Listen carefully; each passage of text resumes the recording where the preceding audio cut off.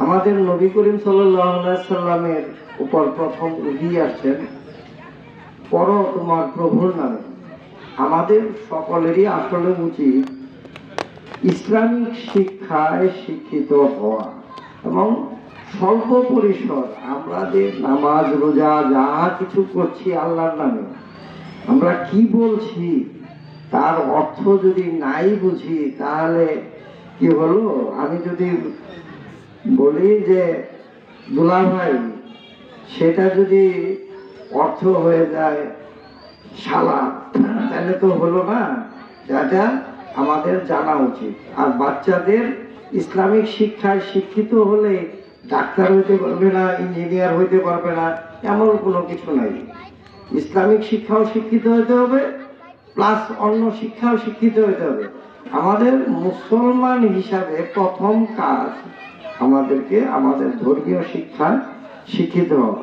সেই জন্য বাচ্চাদের বাচ্চা বয়সেই শিখতে হয়। কারণ যে কোনো শিক্ষার শুরুটা প্রথমে না করাইলে সেটা পরবর্তীতে আর হয় না।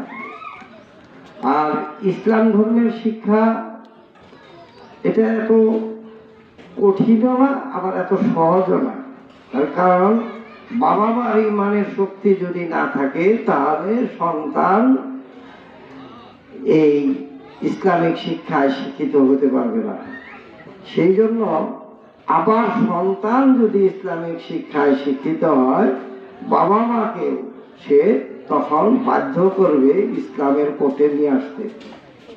আমরা যে সমস্ত সূরা কালাম পড়ি, নামাজের যে সমস্ত তাসবিহ বলি, তার যদি আমরা অর্থগুলি জেনে নিই তাহলেই বুঝতে পারবো যে ইসলামিক শিক্ষার কতটুকু দরকার। আর ইসলাম এমনই এক শিক্ষা ব্যবস্থা যে ব্যবস্থায় কখনোই মারামারি, হানাহানি, কাটাকাটি হবে না। আপনি দেখেন ধর্মসভাতে লোকজন কম হলেও মারামারি হয় না, কিন্তু কনসার্ট হলেও এখানে মারামারি হয়। তারপর আপনার যাত্রাপালা গান বলেন, অমুক বলেন, তমুক বলেন, যেখানেই যাবেন, ইসলামের বাইরে যেখানেই যাবেন সেখানেই দেখবেন ধাক্কাধাক্কি, মারামারি, রাগারাগি, দলাদলি আছে। কিন্তু ইসলাম নিয়ে কেউ কিছু বলে না। আমাদের ইমাম সাহেবের অর্থনৈতিক অবস্থা যত ভালোই হোক বা খারাপই হোক, তিনি যখন মসজিদের ইমামতি করার জন্য দাঁড়ায় যান, তখন আমরা তার পিছনে, যে এলাকার বাদশাহ সেও তার পিছনেই দাঁড়ায় থাকে, তার সাথে সাথে সিজদা করে।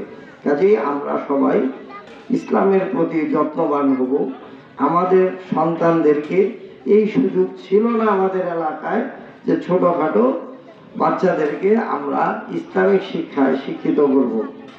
এই ব্যবস্থা যিনি করেছেন এই এলাকায়, আল্লাহ তার তৌফিক দেন এবং আমরা তাকে সার্বিক সহযোগিতা করব, এই আশা ব্যক্ত করে আমি আমার বক্তব্য শেষ করছি। আসসালামু আলাইকুম।